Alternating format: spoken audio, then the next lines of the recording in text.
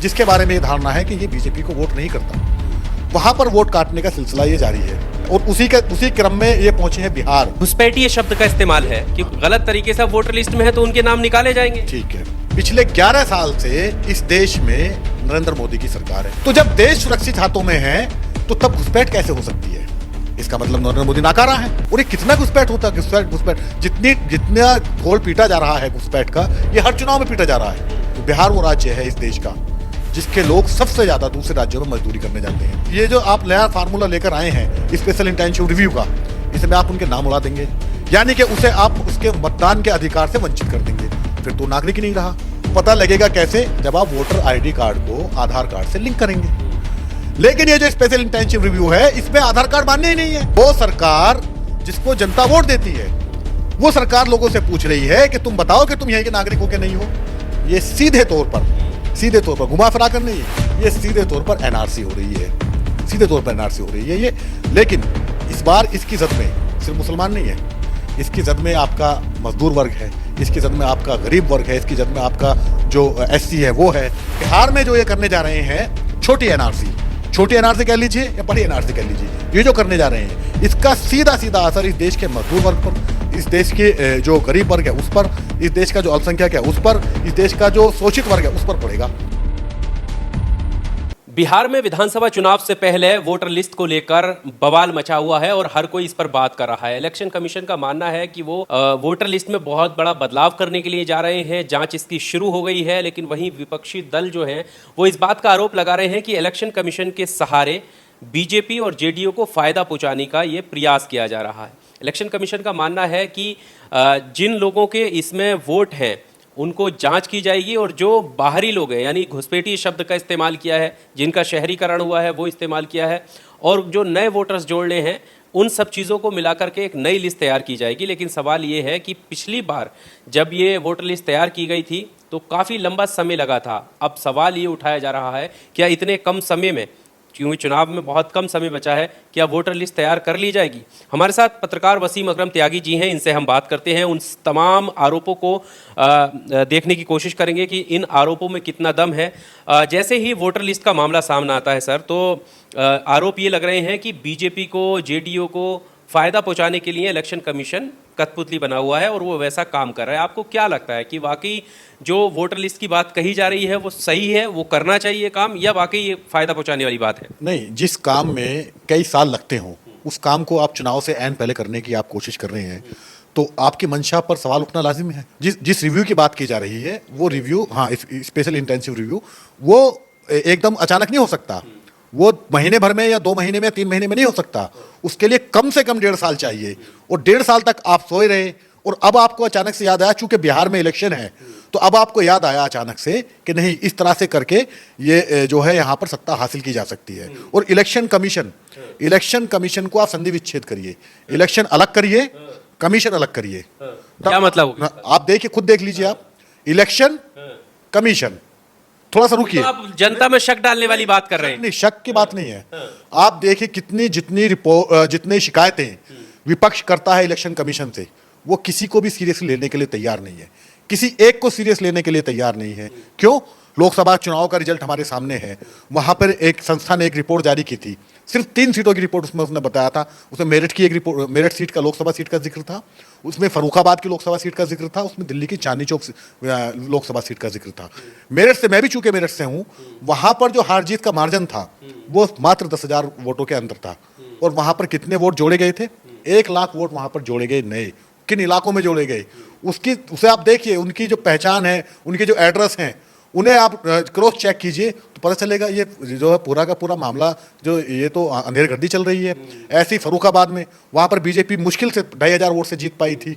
तो ये पूरा उन इलाकों में जहाँ पर पारंपरिक तौर से वो वोट बैंक, वहाँ की आबादी ज़्यादा है उस मतदाता की, जिसके बारे में ये धारणा है कि ये बीजेपी को वोट नहीं करता, वहाँ पर वोट काटने का सिलसिला ये जारी है और वहाँ पर वोट काटे जा रहे हैं।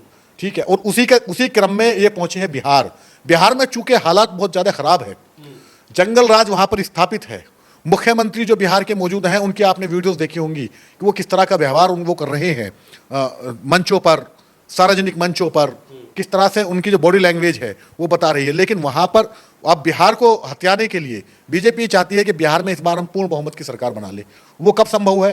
वो तब संभव है जो बीजेपी का जो पारंपरिक वोट बैंक है उसे बढ़ाया जाए, और जो वोट उन्हें मिलता नहीं है, जैसे कि यादव है, जैसे कि लेबर क्लास वोट है, जैसे कि मुस्लिम वोट है, जो बहुत नाम मात्र को बीजेपी को जाता है, शाक्य है, दलित वोट है, तो कि इन वोट में सेंधमारी की जाए, इन्हें काट दिया जाए। यानी कि जब नए वोट डाल पाएंगे और ना जो है बीजेपी जो है हार पाएगी। एक मुद्दा ये भी है ना सर कि जैसे बिहार की लिस्ट की हम बात कर रहे हैं, घुसपैठिए शब्द का इस्तेमाल है कि घुसपैठ वोट जो है, जो बाहरी विदेशी आ गया है, गलत तरीके से वोटर लिस्ट में है तो उनके नाम निकाले जाएंगे। ठीक है, वोट डालने का अधिकार कब मिलता है आदमी को? जब वो 18 साल का हो जाता है। जब वो 18 साल का हो जाता है तभी मिलता है ना अधिकार। पिछले 11 साल से इस देश में नरेंद्र मोदी की सरकार है। पिछले 11 साल से उनके लोग ये कहते रहे हैं, उनकी पार्टी के समर्थक, सत्ताधारी दल के समर्थक, मोदी के समर्थक, वो ये कहते रहे हैं कि देश सुरक्षित हाथों में है। तो जब देश सुरक्षित हाथों में है तो तब घुसपैठ कैसे हो सकती है? इसका मतलब नरेंद्र मोदी नाकारा है। उनके रहते देश में घुसपैठ हो गई, और घुसपैठ सिर्फ बॉर्डर इलाकों में नहीं हुई। बॉर्डर इलाका बिहार नहीं है, बिहार का बॉर्डर नहीं मिल रहा बांग्लादेश से जाकर के, बॉर्डर मिल रहा है बंगाल का। तो आप बंगाल में जिक्र करते हैं, आप वही तो पूछ रहे हैं कि कैसे आ सकते हैं। बॉर्डर सिक्योरिटी फोर्सेस क्यों है फिर बॉर्डर पे, किस लिए है वो? तो इसका मतलब आप उसकी मंशा पे, उसके कर्तव्य पे आप सवाल उठा रहे हैं। आप ये दर्शाने की कोशिश कर रहे हैं कि बॉर्डर सिक्योरिटी फोर्स जो है वो कुछ काम नहीं कर रही है, उसके रहते हुए भी घुसपैठ हो जाती है। और ये कितना घुसपैठ होता है? घुसपैठ जितना ढोल पीटा जा रहा है घुसपैठ का, ये हर चुनाव में पीटा जा रहा है। झारखंड इलेक्शन में आपने देखा, झारखंड के जो पूर्व मुख्यमंत्री थे चंपाई सोरेन, जिन्हें झामुमो ने मुख्यमंत्री बनाया, हेमंत सोरेन जेल से आए, वो वापस मुख्यमंत्री बन गए और चंपाई को हटा दिया। चंपाई बीजेपी में चले गए। बीजेपी में जाकर के वो कह रहे हैं कि झारखंड में घुसपैठ हो रही है। ये सोचने वाली बात है। एक आदमी जब खुद मुख्यमंत्री था तब उसे घुसपैठ नजर नहीं आई, जब वो बीजेपी में चला गया तो वो कहने लगा कि घुसपैठ हो रही है। ये खुद सोचिए आप, ये किस तरह से जनता को भ्रमित करने की कोशिश है। और दूसरी बात, आप जो कह रहे थे बिहार वो इलाका है, बिहार वो राज्य है इस देश का जिसके लोग सबसे ज्यादा दूसरे राज्यों में मजदूरी करने जाते हैं। मुंबई में आपको बिहार के लोग मिलेंगे, दिल्ली में बिहार के लोग मिलेंगे, पंजाब में बिहार के लोग मिलेंगे। मतलब इस देश में उन शहरों में जो महानगर हैं इस देश के, जहां पर तरक्की के रास्ते ज्यादा हैं, जहां पर काम ज्यादा है, वहां पर बिहार के लोग मिलेंगे। उनके जवाब आप ये जो आप नया फार्मूला लेकर आए हैं स्पेशल इंटेंसिव रिव्यू का, इसमें आप उनके नाम उड़ा देंगे, यानी कि उसे आप उसके मतदान के अधिकार से वंचित कर देंगे। फिर तो नागरिक ही नहीं रहा। एक नागरिक जब लोकतंत्र के सबसे एक नागरिक, मैं ये कह रहा हूं, एक नागरिक जब लोकतंत्र के पर्व में, जब डेमोक्रेटिक सिस्टम में जब वो हिस्सा नहीं ले सकता तो नागरिक नहीं है। इसका मतलब सर ये भी तो हो सकता है ना कि बिहार के किसी गांव से कोई व्यक्ति कमाई के लिए बाहर आया, शहरीकरण उसका हो गया, अब शहर में भी उसका वोट बन गया, तो क्यों ना गांव का वोट काटा जाए? इसका ये भी तो मतलब हो सकता है। बिल्कुल हो सकता है, बिल्कुल मान लेते हैं। ठीक है, आप पहले रिव्यू कर लीजिए इसी चीज का कि अगर आपका वोट, वो आप कैसे पता लगाएंगे? या तो आप वोटर आईडी कार्ड को आधार, वही पता लगाने की तो प्रयास है। वह बताएंगे ना, बताएंगे आप वो पता कैसे लगाएंगे? वो पता लगेगा कैसे? जब आप वोटर आईडी कार्ड को आधार कार्ड से लिंक करेंगे। लेकिन ये जो स्पेशल इंटेंसिव रिव्यू है इसमें आधार कार्ड मान्य ही नहीं है। अब आप बताइए इसको क्या करेंगे आप? इसका पता लगाने का जो सबसे आसान तरीका था वो क्या था? आधार कार्ड। आधार कार्ड को आपने क्या देखिए मान्य नहीं है। अब आपके पिताजी का प्रमाण पत्र मान्य है, जन्म प्रमाण पत्र, क्या पता उन्होंने बनाया होगा, नहीं बनाया होगा। अगर वो नहीं बनाया है तो आप डाउटफुल हो गए, नहीं हो गए सरकार की नजर में? वो सरकार जिसको जनता वोट देती है, वो सरकार लोगों से पूछ रही है कि तुम बताओ कि तुम यहीं के नागरिक हो क्या नहीं हो, तुम यहाँ के मतदाता हो क्या नहीं हो। वो सरकार जिसे जनता ने चुना, वो सरकार उसी जनता से फिर ये पूछ रही है कि बताओ, तुम सबूत दो, तुम कागज दिखाओ। ये जो आरोप ये विपक्ष, ये सीधे तौर पर घुमा फिरा कर नहीं, ये सीधे तौर पर एनआरसी हो रही है, सीधे तौर पर एनआरसी हो रही है ये। लेकिन इस बार इसकी जद में सिर्फ मुसलमान नहीं है, इसकी जद में आपका मजदूर वर्ग है, इसकी जद में आपका गरीब वर्ग है, इसकी जद में आपका जो एससी है वो है, जो शाक्य है वो है, जो ओबीसी है वो है। यानी कि वो तमाम लोग इसकी जद में हैं जो भाजपा के पारंपरिक तौर से बंधुआ मजदूर नहीं है। बिहार में एनआरसी का क्या मतलब है? आप कोई जिक्र ही नहीं है एनआरसी का। आप वही है कि डराने के लिए लोगों को, ये वोटर्स को डर पैदा कर रहे हो। डर पैदा नहीं कर रहे हैं। आपसे पूछा जाए आकिल रजा आप कहाँ पैदा हुए, आप कहेंगे रामपुर में। आपसे कहें कि आप अपने पिताजी का जन्म प्रमाण पत्र दीजिए, आपसे आपका जन्म प्रमाण पत्र नहीं मांगा जा रहा है, आपसे मांगा जा रहा है आपके पिताजी का जन्म प्रमाण पत्र दीजिए। पता नहीं उन्होंने बनवाया कि नहीं बनवाया, नहीं बनवाया तो आप बनवा के लाइए। अब कौन बना के लाएगा? सोचिए ना, इस तरह से सरकार कागजों में उलझा रही है लोगों को, इस देश के नागरिकों को। वो सोचिए उसकी मंशा को देखिए। क्या विपक्ष उलझाने का काम नहीं कर रहा है? विपक्ष के लोग इसको सीधा एनआरसी बता रहे हैं। विपक्ष के लोग कह रहे हैं कि मजदूरों के वोट का अधिकार छीन रही है मोदी सरकार। क्या नहीं छीन रही है अधिकार? क्या नहीं छीन रही अधिकार? एक आदमी जो साल भर कमाने के लिए, साल भर कमाता है बिहार, मुंबई में जाकर के, दिल्ली में जाकर के, चंडीगढ़ में जाकर के, चेन्नई में जाकर के, जो बिहार का मतदाता है वो कमाने के लिए जाता है। वो साल में 2 या 3 बार अपने घर पे आता है, या तो किसी त्योहार पे आता है, होली पे, दिवाली पे, ईद पे। वोट तो कहीं होगा ना उसका, या तो वो वहीं का रहे। उसका वहां पे तो वो प्रवासी मजदूर है, वहां तो वोट बनवाएगा ही नहीं अपना, क्योंकि वो मतदान में, लोकतंत्र में हिस्सा लेने के लिए नहीं गया वहां पे। वो वहां पर गया अपना रोजी रोटी चलाने के लिए, तो वहां पर उसमें वहां अपने वोट बनवाया नहीं। आपने इसका यहाँ का वोट ये क्या करके काट दिया कि यहाँ पे अवेलेबल नहीं है। तो आप बताइए फिर आपने इसको कहाँ का छोड़ा? आपने तो उस नागरिक की जो नागरिकता है उसी को संदिग्ध बना दिया कि नहीं बना दिया? अभी आपके इनकी सरकार गुजरात में है, गुजरात में लंबे समय से है, 3 दशक से ज्यादा का इनको समय हो गया गुजरात में क्या कर रहे हैं? गुजरात में झुग्गी बस्तियों में जाकर के ये मजदूरों को पकड़ते हैं, ठीक है, उन्हें कहते हैं कि ये तो बांग्लादेशी घुसपैठिए हैं। बांग्लादेश जिसका बॉर्डर नहीं लगता गुजरात से, वहां पर ये बताते हैं, फिर पता चलता है कि नहीं, ये तो यूपी के हैं, ये तो बिहार के हैं, ये तो बंगाल के हैं, ये तो यहीं के लोग हैं। लेकिन इन्होंने एक फोबिया क्रिएट कर रखा है, ये फोबिया क्रिएट कर रखा है। और ये जो इनकी मानसिकता है वो ये है कि सीधा सीधा अपना वोट इनका सुरक्षित रहे, और जो विपक्ष का वोट है वो या तो घट जाए या बट जाए। तो बटने से काम नहीं चल रहा था, उन्हें लग रहा था कि नहीं, क्योंकि लंबा समय एक हो गया है, 11 साल का पीरियड हो चुका है, जनता जवाब भी मांगेगी। जनता आपसे हर वक्त एक जैसा व्यवहार नहीं मांगेगी।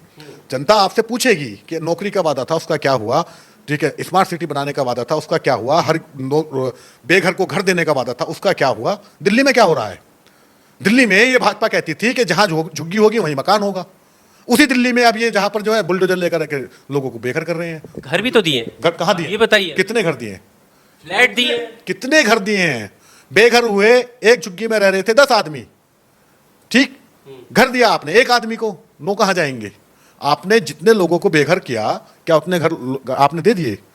नहीं दिए। बात यह है कि आपकी निष्ठा पर, आपकी जो नाकारापन है, इस पर कोई सवाल ना करे, इसलिए आप अलग अलग तरह के फार्मूले ला करके जनता को भ्रमित करने का काम कर रहे हैं, और वही आप कर रहे हैं। बिहार में जो ये करने जा रहे हैं, छोटी एनआरसी कह लीजिए या बड़ी एनआरसी कह लीजिए, ये जो करने जा रहे हैं, इसका सीधा सीधा असर इस देश के मजदूर वर्ग पर, इस देश के जो गरीब वर्ग है उस पर, इस देश का जो अल्पसंख्यक है उस पर, इस देश का जो शोषित वर्ग है उस पर पड़ेगा। आप देखिए जो रोजी रोटी कमाने के लिए बिहार से पलायन करके गया है, ठीक है, जो साल में 1 बार 2 बार 4 बार अपने बिहार में आता है, वो भी किसी फंक्शन में उसमें हिस्सा लेने के लिए, उस पर पड़ने वाला है। अब जब उसको उसकी जमीन से आप काट देंगे, जब उसे कह देंगे कि आप जहां के रहने वाले हैं, आप वहां के वोटर ही नहीं है, फिर क्या होगा? फिर वो कहां का रहा? फिर तो कहीं का नहीं, वो तो बीच में रह गया। एक आदमी जो मजदूरी करने के लिए मुंबई गया था, ठीक, मुंबई में उसने वोट नहीं बनवाया अपना, इसलिए क्योंकि वो बिहार का नागरिक है। बिहार से वोट आपने काट दिया इसलिए क्योंकि वहां पे वो मौजूद नहीं है, तो फिर वो नागरिक कहां पे छोड़ा? इसको षड्यंत्र माना जाए जो आरोप लगा रहे हैं? पूरा षड्यंत्र नहीं है क्या? ये साफ दिख नहीं रहा क्या?